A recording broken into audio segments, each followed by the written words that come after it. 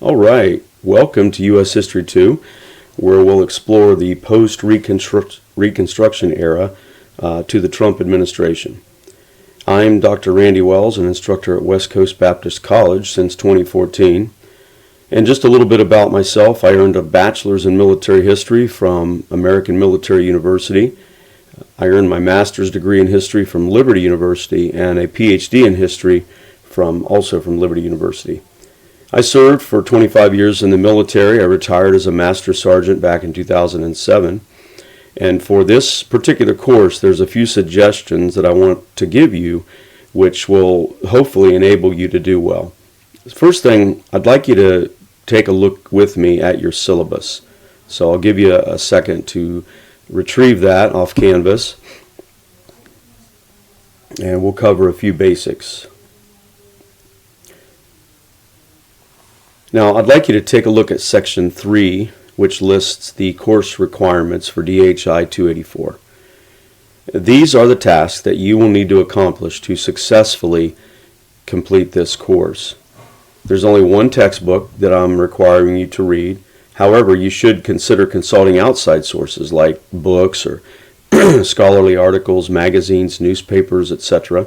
when you're completing your weekly assignments. The required textbook is Thomas S. Kidd's American History Volume 2, 1877 to present. You can get this on Amazon. You can get it in the bookstore on campus if you're living on campus. Amazon, you can also get it if you have a Kindle or an e-reader. You can get it that way as well. For each module or week, you'll be expected to read 2 chapters from the book, and during the final module, week 7, 3 chapters. Any handouts or additional materials like a YouTube video will be added to that week's module in Canvas. So you're going to need to ensure that you read or you watch those additional materials.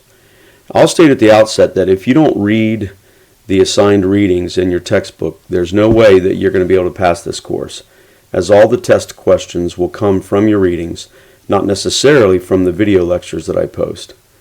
And speaking of the videos, I've previously produced the videos for each of the 7 modules. These will not necessarily be lengthy videos, but they'll introduce the topic of discussion for that particular week, and I'll make some comments.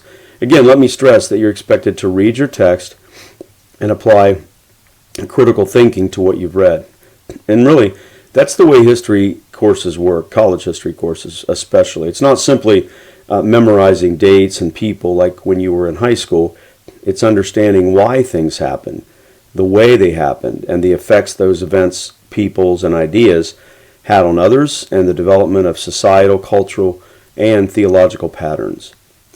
For each module, there'll be a test or a quiz, and these tests are open book, but they are timed, so keep that in mind.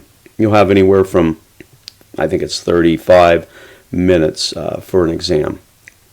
And that's about average. That gives you about a minute and a half for each question. Written assignments will include the following: a weekly discussion board, or DB for short. And by the way, studies have shown that students who participate in discussion boards increase their retention on particular subjects by more than 40% as compared to only reading the text. The requirements for your discussion boards revolve around you answering a question or questions sometimes that I've posted in the initial DB prompt. Each DB is going to need to be at least 250 to 300 words minimum. Now, you can write more than 300 words, but if you write less than 250 words, I'll count off for that. And speaking of that, each of the assignments has a rubric. And so if you're in Canvas right now, if at the top of the folders, you'll see course rubrics, and you can open the rubric for the discussion board to see exactly how I score each of your DB posts. Now, while composing your answers for your DBs, make sure that you use proper grammar, make sure you cite your work using the proper citation mechanics. And for this course, any history course, it's the Chicago Manual of Style or the Turabian Method. Those are the only acceptable citation mechanics for history courses.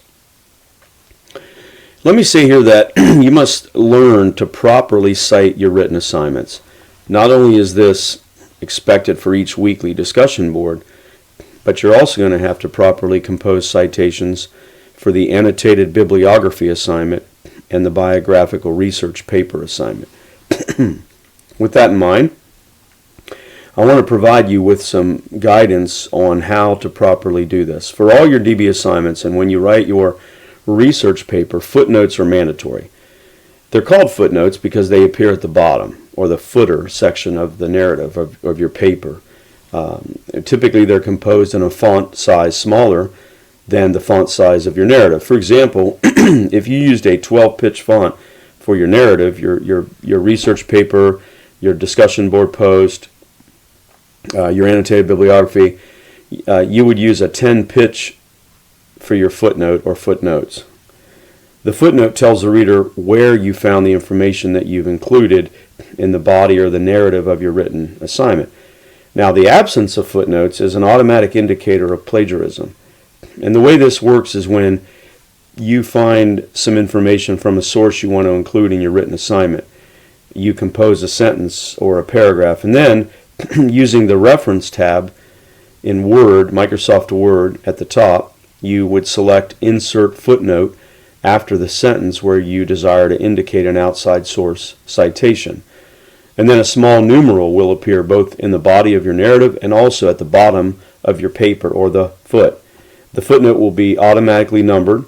All you have to do is then compose or type out the proper or correct footnote citation per the Chicago Manual of Style or the Turabian method.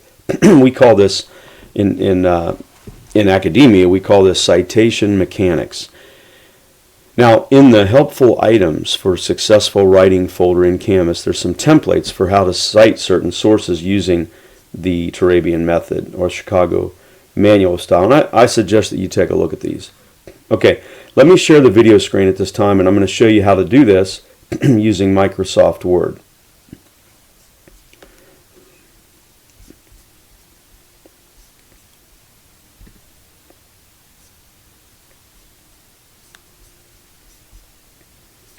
Okay, here. Give me 1 second here. Okay. Okay, so if you take a look at the the screen with me here,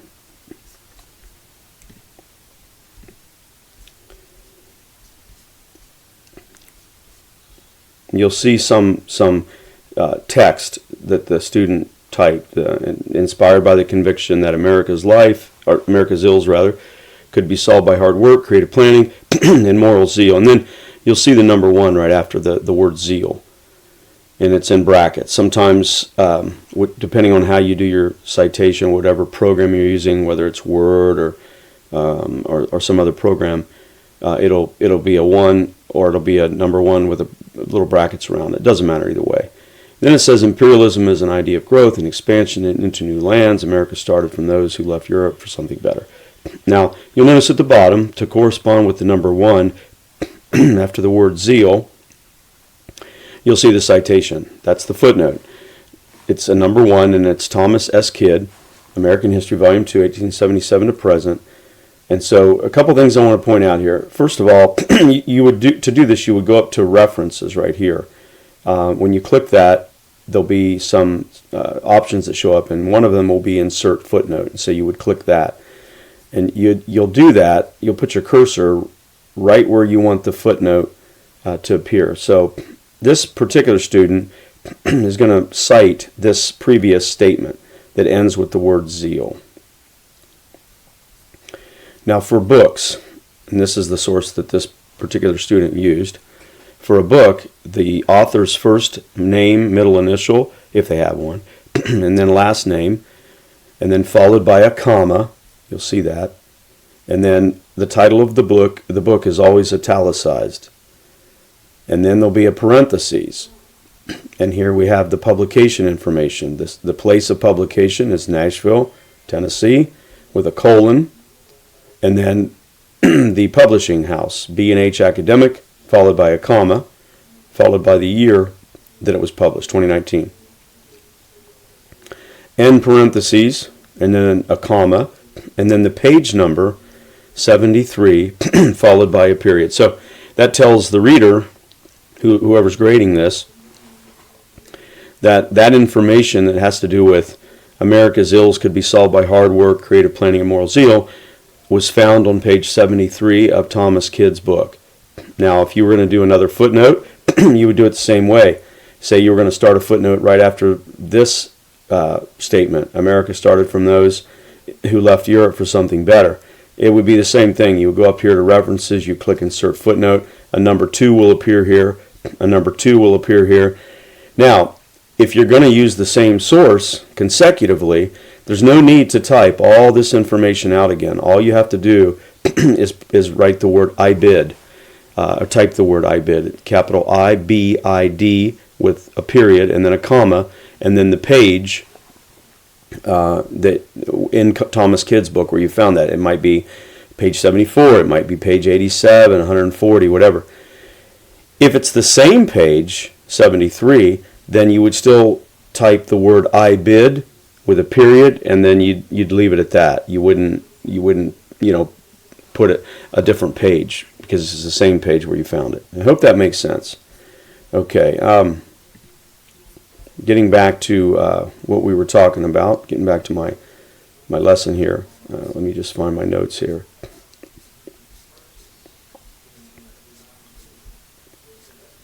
So footnotes are important. You don't want to leave those out. When you're doing a bibliography, your bibliography assignment, you're going to, I think that's due week 5 perhaps, it's the annotated bibliography.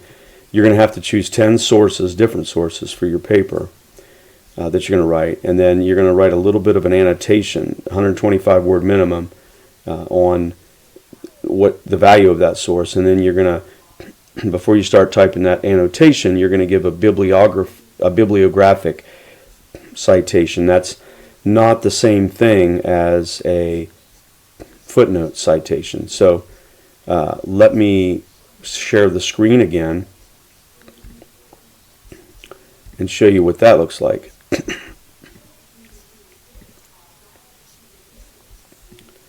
Okay. So here we have a footnote, Thomas Kidd, American History Volume 2, etc. And then underneath of that, highlighted in yellow, is the bibliographic information. Now, it's going to be the last name of the author, comma, first name, middle initial, and a period. The title of the book will be italicized. But notice, instead of Nashville, Tennessee, in parentheses, there's just a period after the title of the book. Then you're not going to have any parentheses. And you'll also notice that after the year of publication, there's no page number.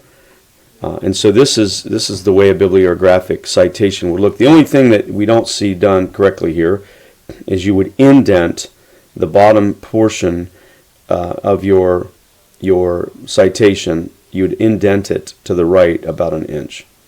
So I hope that that will help you. Additionally, when you're completing your written assignments, don't use abbreviations or contractions before you post your answer. Check your grammar, and please note that the way you talk is not the way you need to write your answer. Now, while I realize this is not, an English comp class, you're expected to write at a college level. West Coast Baptist College uses a program, and you probably know this already, called Turnitin, which automatically checks for plagiarism and the use of artificial intelligence software. And so both of those are prohibited, and they will result in an automatic 0 for that assignment. So please don't use these. That would include things like ChatGPT, Grammarly even. Grammarly is okay to use if you modify the settings in Grammarly to turn off any kind of AI generation. And I'm telling you this for your own good. I don't want to have to give anybody a 0 because they used AI. Also, when composing your responses, consider outside sources. For example, a library. It could be an online library. It could be a database, a research database like JSTOR or EBSCO. And so please ensure, though, that you only use scholarly sources. And what I mean by that is Wikipedia, History.com, even History.org type of websites are not considered scholarly sources. And they're certainly not primary sources. Lastly, ensure that you don't have any spelling errors. It's best to often compose your posting in a Word program and then check it in for grammar before pasting it into your DB posting. So you're also going to be required in the course to write a 10 to 15 page biographical research paper, and there's an approved character list from which you can choose your topic in Canvas already.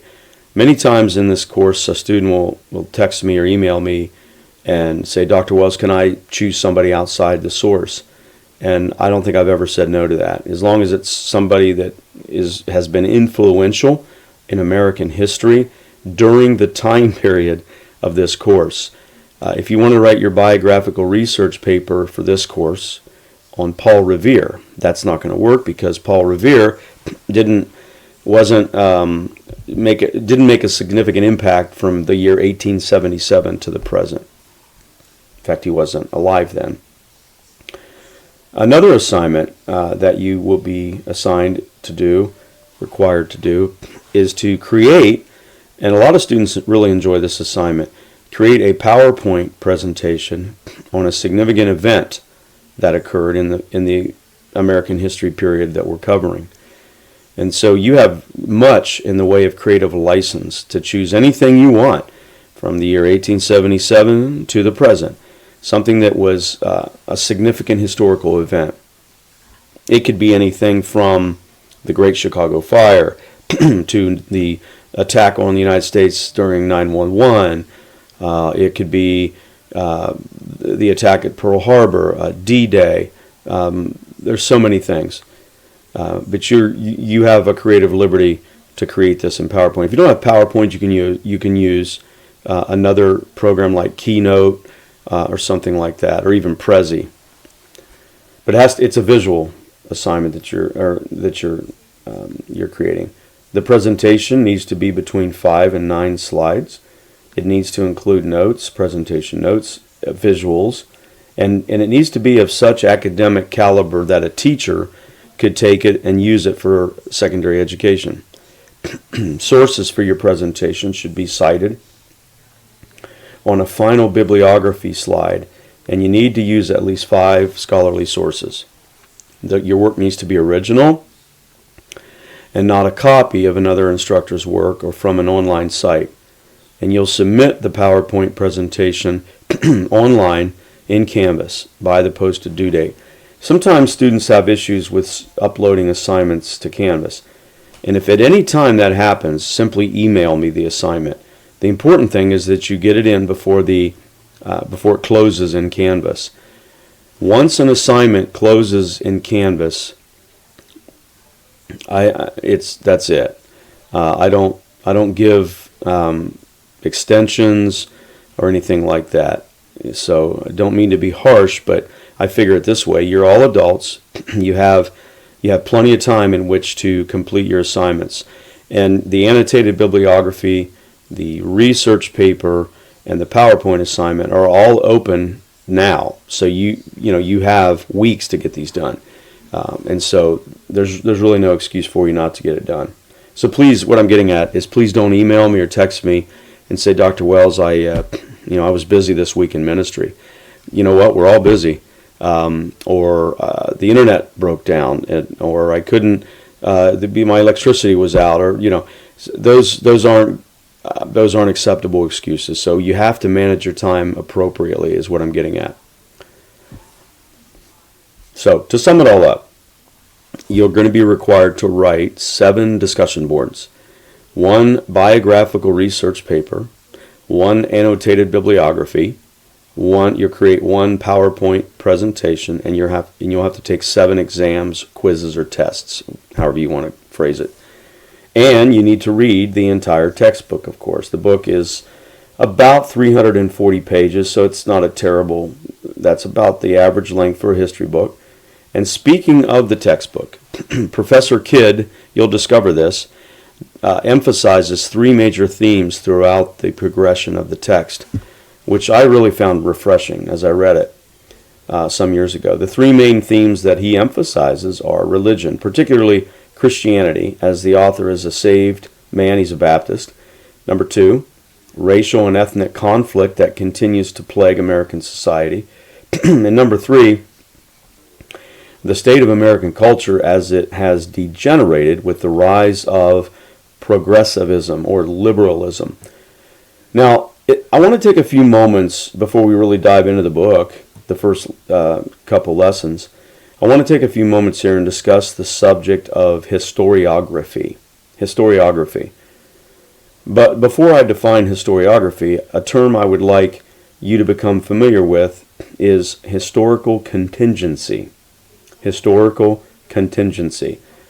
This is fundamental to historical thinking and essential to understanding.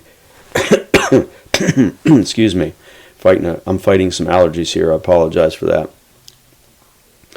It's essential to understanding the significance of the past.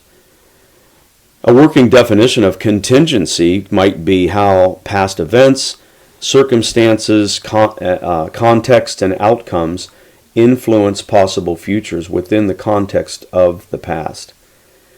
Now, historiography defined is simply the study of history. It is what others have said or written about historical events. Now, typically we think of books when we speak about historiography, but we need to remember that books are written by opinionated people who likely have some sort of ideological underpinnings or political bias which comes out in their interpretation of past events. This is their worldview, and we all have a worldview. An old cliche in historiography is that every generation writes its own history, and that is certainly the case regarding the historiography of the United States. For example, the historiography of a subset of American history is the American Civil War. That's one of my favorite periods of history. I actually teach a course at West Coast on American Civil War.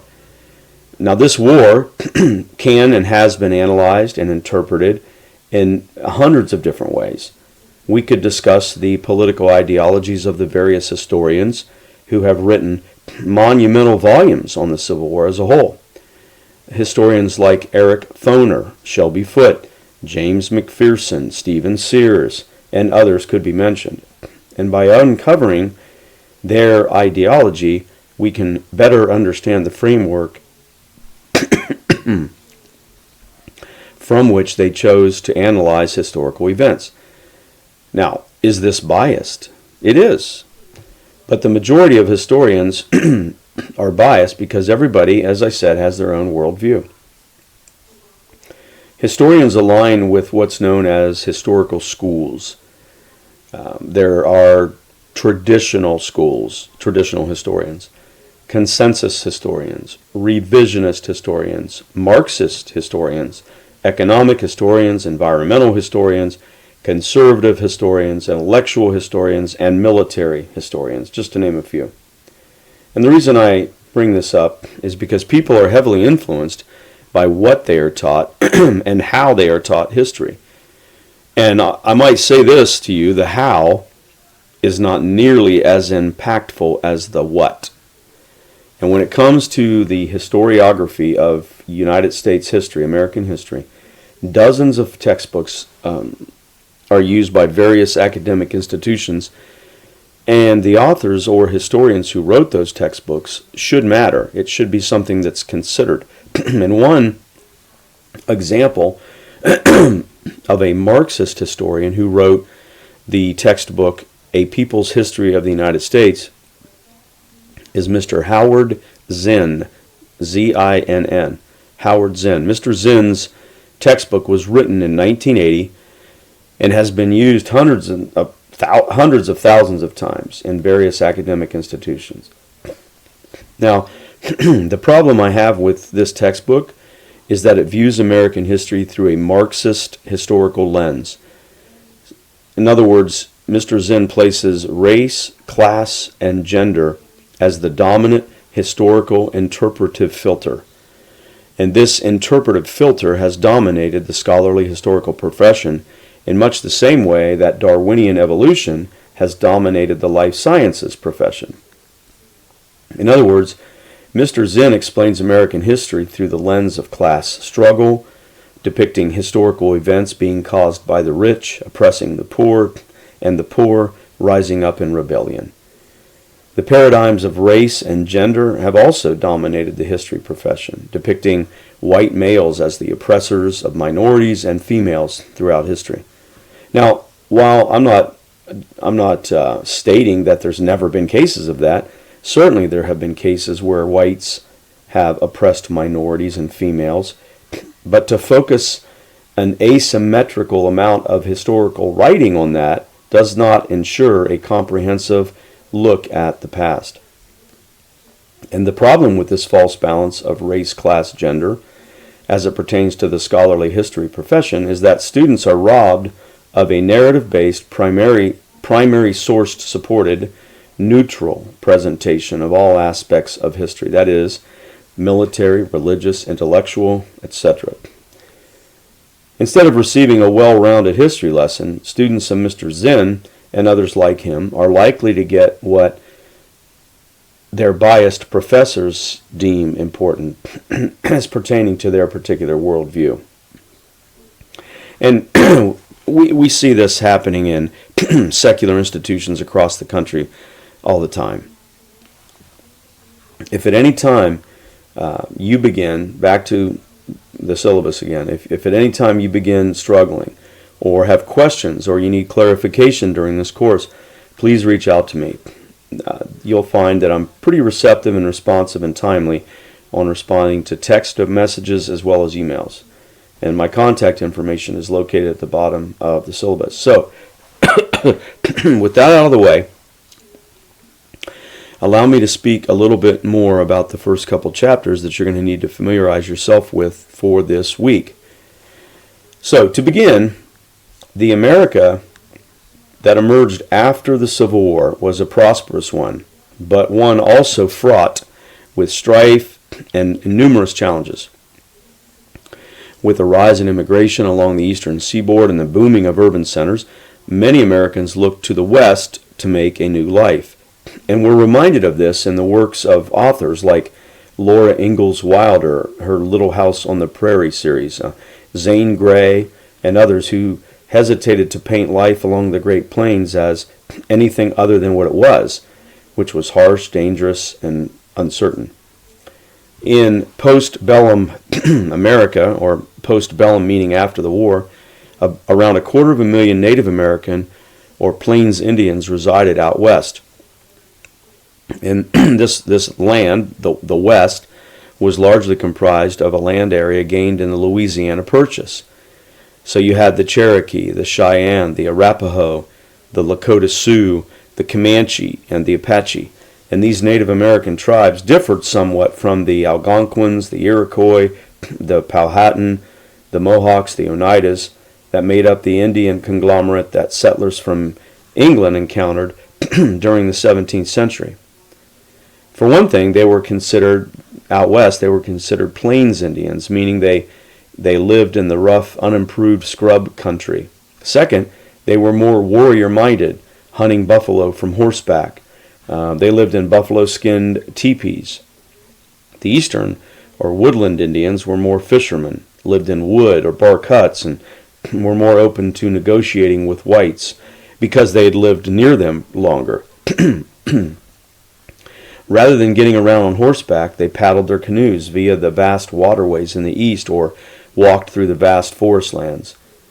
Notwithstanding the inherent difficulties that existed for white settlers migrating out west, the U.S. government had made strides to make it easier for whites to settle out west.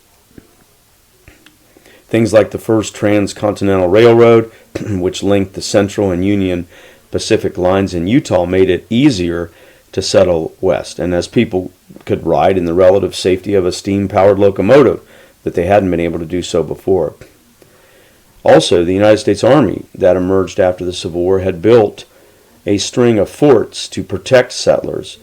And finally, the prospect of financial improvement motivated many, as it does today.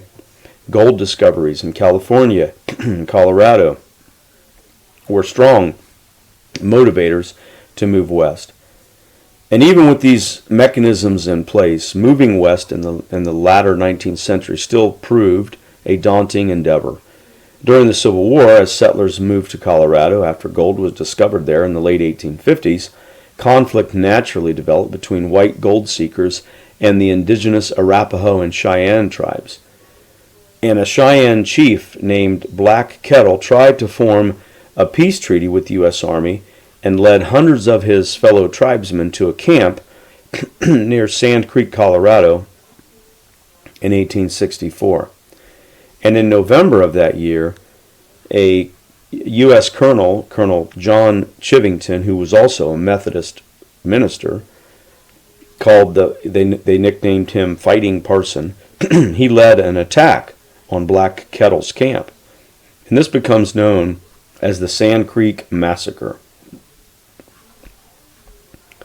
And this Indian-hating Chivington ordered his men to murder old men, women, and children. And the racial hatred that existed at that time from whites like Chivington is nearly identical to the irrational racism of the Nazis towards the Jews during the Second World War. The dream of gold also caused Red Cloud's War in 1866. Red Cloud, a Lakota Indian, led a trifecta of Lakota, Northern Cheyenne, and Northern Arapahoes against the U.S. Army in the Powder River country in present north-central Wyoming. It ended up being a decisive Indian victory, and it was the worst military defeat suffered by the United States Army on the Great Plains until George Custer at the Little Bighorn 10 years later. The Treaty of Fort Laramie finally ended the 2-year struggle, with the Indians gaining control of the western Powder River country, the taking down of the forts, and the permanent closure of the Bozeman Trail. Of course, this peace was short-lived as gold was discovered again, this time in the Black Hills country of South Dakota. And again, the U.S. Army dispatched troops to protect white settlers and prospectors from hostile Native American encounters. On June 25, 1876, a flamboyant U.S. cavalry officer and Civil War hero from New Rumley, Ohio, named George Armstrong Custer, led his famous 7th Cavalry into ignominious defeat. Tactically, Custer was a total by-the-book officer and no stranger to Indian fighting. As Custer spotted the Sioux village that day in June, he decided to divide his forces into 3 companies and launch his attack. This proved to be foolish. Captain Frederick Benteen, Major Marcus Reno, and Custer coordinated their efforts to strike the Indian encampment. Unfortunately, Custer made this decision in haste without sending people to reconnoiter the terrain that they would need to traverse. No scouts were sent out. They just kind of blindly went into it. And as they discovered, numerous bluffs and ravines impeded their path as Sioux and Cheyenne warriors rapidly approached. Forming his men into line formations, Custer closed with the enemy. And thorough battlefield analysis of recovered shell casings has revealed that those Indian warriors possessed at least 41 different types of firearms during that battle, to include the famous Henry rifle.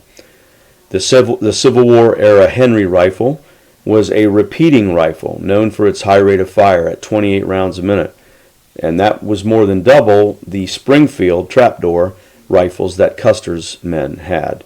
So the Indians were able to pick off Custer's men pretty much with impunity. And now add to this fact that U.S. troops were not as accustomed to guerrilla-style close-quarters combat as their opponent were. And so in addition to the Henry rifles, the Sioux and the Cheyenne also carried Spencer rifles. The Spencer rifle was named after Christopher Minor Spencer, was a 7-shot repeating rifle, had a large caliber bullet, and delivered devastating results.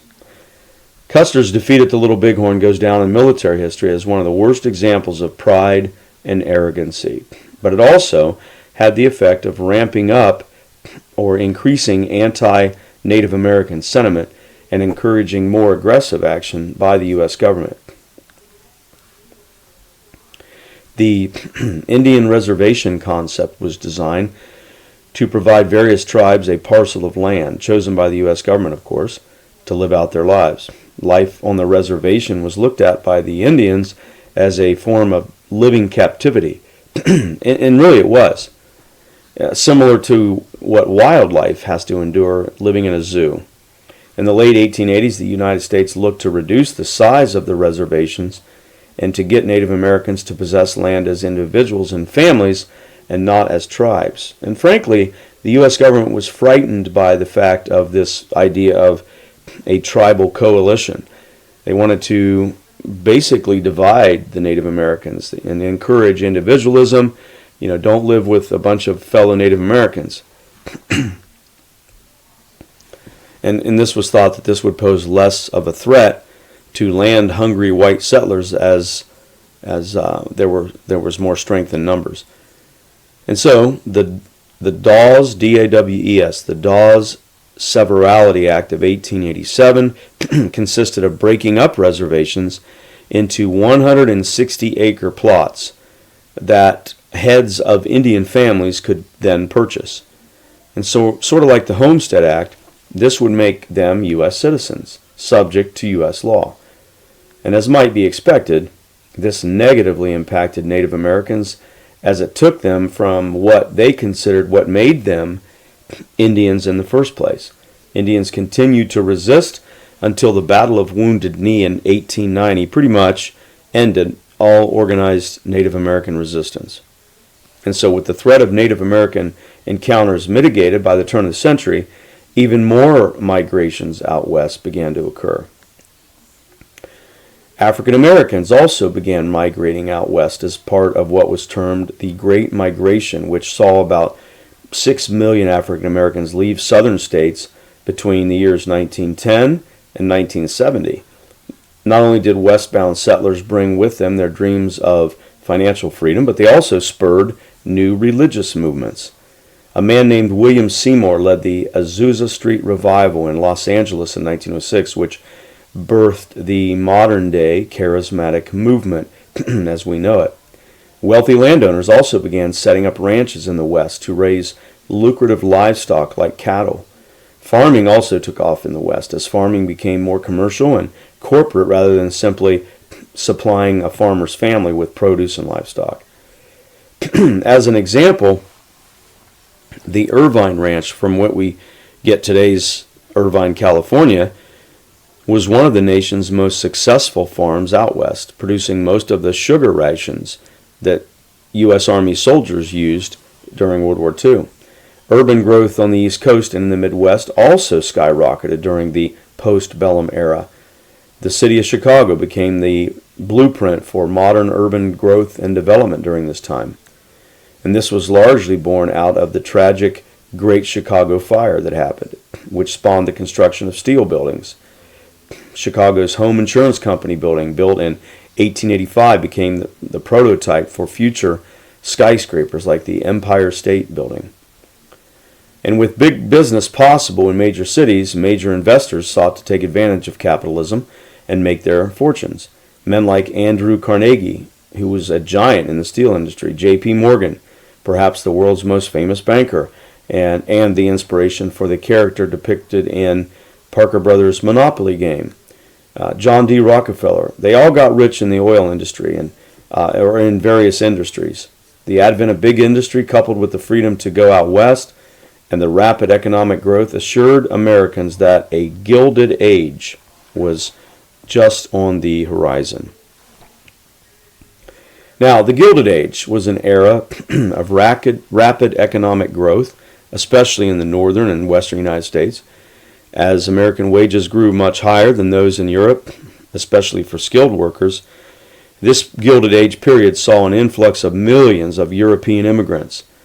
The rapid expansion of industrialization led to a real wage growth of around 60%, between 1860 and 1890. However, with the increase in financial security, safer living conditions, and a massive influx of European immigrants into urban centers, the propensity for sin and all its associated opportunities also increased. The invention of the steam-powered rotary printing press in 1843 enabled publishers to roll out millions of copies of a printed page in a single day. And while this had obvious benefits, like the internet today, it could also be used for evil, which was especially true in large cities like Chicago and New York. Anthony Comstock, head of New York Society for the Suppression of Vice, insisted that everywhere young people turned, there were enticements to sin, and of course he was right, and that is true today. So in 1873, Congress passed what became known as the Comstock Law, making it illegal for the United States postal system to carry and distribute obscene, lewd, or lascivious printed materials. Of course, many liberals came out citing the First Amendment's rights to freedom of speech and argued over Comstock's interpretation of what he considered sinful. One of those was Margaret Sanger, who was one of the first to advocate for what we call sex education in schools. Sanger would go on to found the American Birth Control League, which was a forerunner for Planned Parenthood. With the increase in the urbanization and diversification of society that happened during the late 19th century, the prospect of entertainment became more available and important to industrialized Americans. Before the Civil War, P.T. Barnum's traveling circus occasionally made its way into town, and people could be delighted with seeing exotic animals perform tricks, see clowns and other things. And just like today, you can go to the circus. Other than that, people read books, or they attended church to fill their idle time. After the Civil War, sensationalism and nostalgia became the most popular forms of entertainment. A man named William Frederick Cody, who went by the nickname Buffalo Bill Cody, founded a Wild West show, and he would often feature trick shooters like Annie Oakley and even Sitting Bull, famed Native American chief, joined the show. People began attending these types of venues for the sake of pure entertainment, musical concerts and sporting events, and things like boxing matches and horse races also began to dominate America's free time. And of course, America's favorite pastime was born at this time: baseball. The Cincinnati Red Stockings, who would later be just called the Cincinnati Reds, became the first professional American baseball team, and others would follow. College football became another popular sporting venue as more and more colleges and universities dotted the American landscape. And speaking of education in postbellum America, there was a broad trend toward requiring education for teenagers who previously would have been expected to simply do household chores or help run the family business. Vocational education replaced the classical model that emphasized learning Latin and other liberal arts themes. Also, Bible reading was something that was included in public schools during the early 1900s, and the King James Bible was the standard. Of course, this did not sit well with Jewish or Catholic families, and the Catholics developed their own parochial school system so they could use their own Bible version, as opposed to the King James Version. Race relations played a major role in Gilded Age education, as colleges in the South were still segregated up until the 1960s. Former slave Booker T. Washington founded the highly prestigious Tuskegee Institute in Alabama, which trained the famous Tuskegee Airmen who flew combat missions during World War II. As Americans wrestled with issues of racial justice in postbellum America, major changes were also coming in the fields of science, literature, art, and theology. And one of the most significant changes was the turn towards realism and away from the sentimentalism and the romantic themes of the pre-Civil War era. Now, Let me define that, realism. Literary realism it was a literary movement that represents reality by portraying mundane, everyday experiences as they are in real life. Realism depicts familiar people, places, and stories, primarily about the middle and lower classes of society. Literary realism seeks to tell a story as truthfully as possible versus dramatizing or romanticizing it. And it began in the mid-1800s rather, in France, realism, and spread to the rest of the world. Ambrose Bierce, he's the author of An Occurrence at Owl Creek Bridge. He defined realism as, quote, the art of depicting nature as it is seen by toads, end quote. Authors like Mark Twain, Henry James, Stephen Crane, Ambrose Bierce wrote about characters who experienced life as it truly was. Take, for example, Stephen Crane's famous Red Badge of Courage, about a young man who experiences the stark horror of Civil War combat and rejects the idealism of his comrades. Mark Twain frequently wrote about life along the Mississippi River with his Tom Sawyer and Huckleberry Finn. The mid-1800s also saw a rise in theological conflicts, and this was strongly fueled by Darwin's On the Origin of the Species, which he wrote and which he postulated that the theory of evolution was what mattered and creation was a fantasy. Of course, it's the reverse. But this spawned a debate over the inerrancy of Scripture, and this caused a lot of mainline denominations to split over these controversial issues. The Union Theological Seminary withdrew from the Presbyterians during this time. Things got so heated that a group of conservative Protestants wrote a 12-volume series of apologetic-themed books known as the Fundamentals. And in these books, the authors sought to set the record straight on what they deemed were the pillars of Bible doctrine: the inerrancy of Scripture, the virgin birth of the Lord Jesus Christ, the efficacy of His atonement at Calvary, Christ's literal and physical resurrection from the dead, and the validity of the Bible's miracles. These were really the pillars of these books called the Fundamentals. Like other eras of American history, to include the one we're in now, the Gilded Age, was simply a time of uncertainty and anxiety. Many Americans wondered to which direction their nation, their cities, their schools, and even their families would turn.